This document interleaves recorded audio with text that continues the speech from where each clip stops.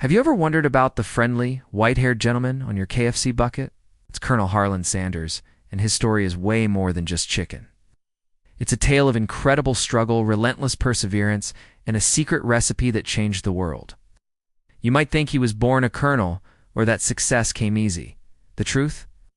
It's a jaw-dropping journey that almost didn't happen. Stick around, because we're about to uncover the untold story of how a sixth-grade dropout built a global fast food empire in his 60s. It all starts in 1890 in Henryville, Indiana. Harlan Sanders wasn't born into a wealthy family. In fact, his life was marked by hardship from the very beginning. When he was just 5 years old, his father passed away, forcing his mother to work and leaving young Harlan to care for his younger siblings. It was during this time, out of sheer necessity, that he began to cook.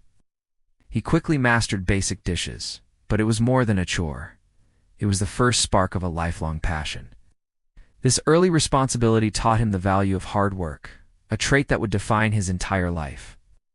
As a young man, Harlan's life was a whirlwind of different jobs. He was a farmhand, a streetcar conductor, a railroad fireman, a steamboat operator, a lawyer, yes, really, an insurance salesman, and even a tire salesman.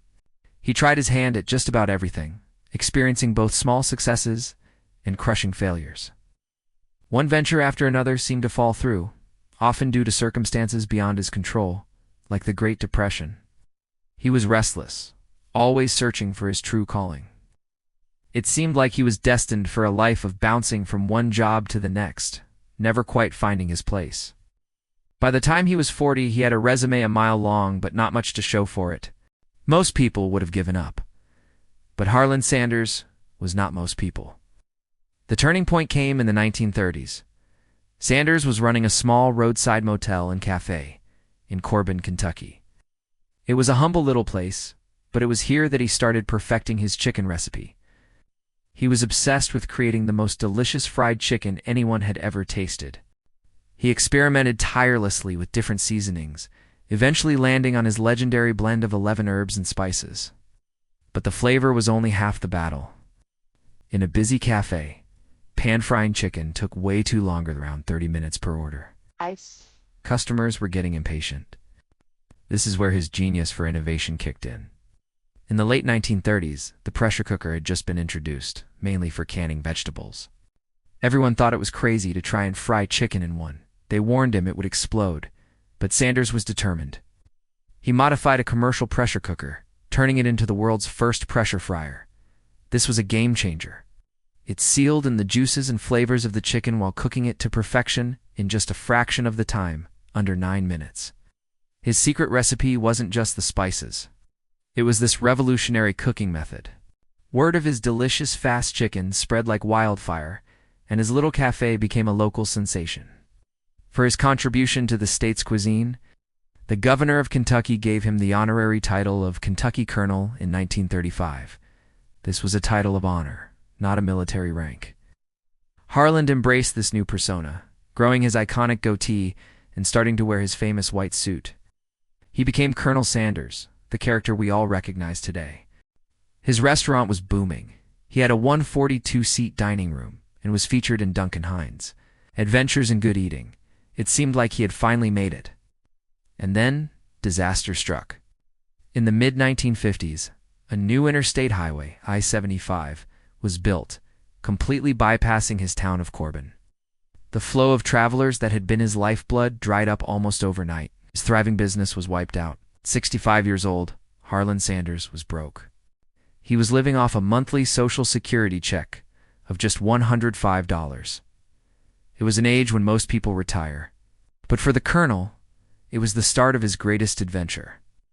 Instead of admitting defeat, he took his life savings, his pressure cooker, and a bag of his secret herb and spice blend, and hit the road.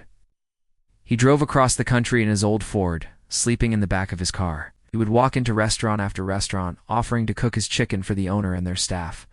His deal was simple. If they liked his chicken, they could add it to their menu. For every piece of chicken they sold, he would get a nickel. It was a brutal, thankless process. He was rejected over and over again. Can you imagine? 65-year-old man in a white suit is being told no more than 1,000 times. He heard every excuse. We already have fried chicken. Nobody will pay extra for your recipe. You're too old. but he refused to quit. Finally, in 1952, he got his first yes from Pete Harmon, a restaurant owner in Salt Lake City, Utah. Harmon agreed to sell Kentucky Fried Chicken, a name he himself coined, and it was an instant success. Sales at his restaurant skyrocketed. This single success was the proof of concept the Colonel needed. He used that momentum to sign up more franchisees.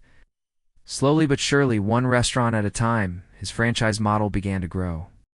By 1963, just a decade after he started, there were over 600 Kentucky Fried Chicken locations across the United States and Canada, making it the largest fast food operation in the country. The Colonel was the face of the brand. He was a marketing genius before the term was even popular.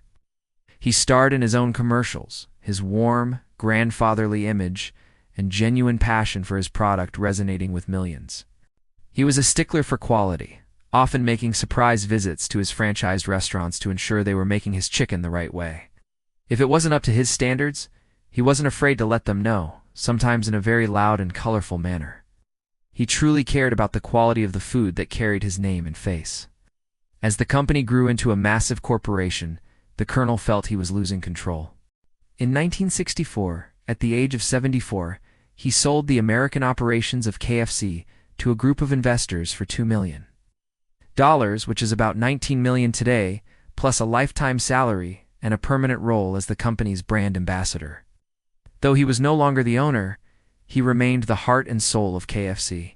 He traveled hundreds of thousands of miles a year, visiting KFCs around the world and appearing in commercials, becoming one of the most recognizable faces on the planet. Colonel Sanders passed away in 1980 at the age of 90, but his legacy is immortal.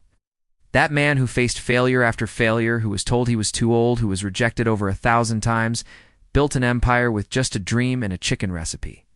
His story isn't just about fried chicken. It's a powerful lesson that it's never too late to pursue your passion, that perseverance is the key to overcoming any obstacle, and that true success is often found on the other side of 1,000 failures. So the next time you see that bucket of chicken, remember the man behind it. Remember the incredible journey of Harlan Sanders, the Kentucky Colonel who proved that with enough grit and a really good idea, you can achieve anything at any age. Thank you so much for watching. If you enjoyed this story, please give this video a thumbs up and subscribe to the channel for more incredible stories you thought you knew. Catch you next time. Don't forget to like, comment, and subscribe for more awesome content.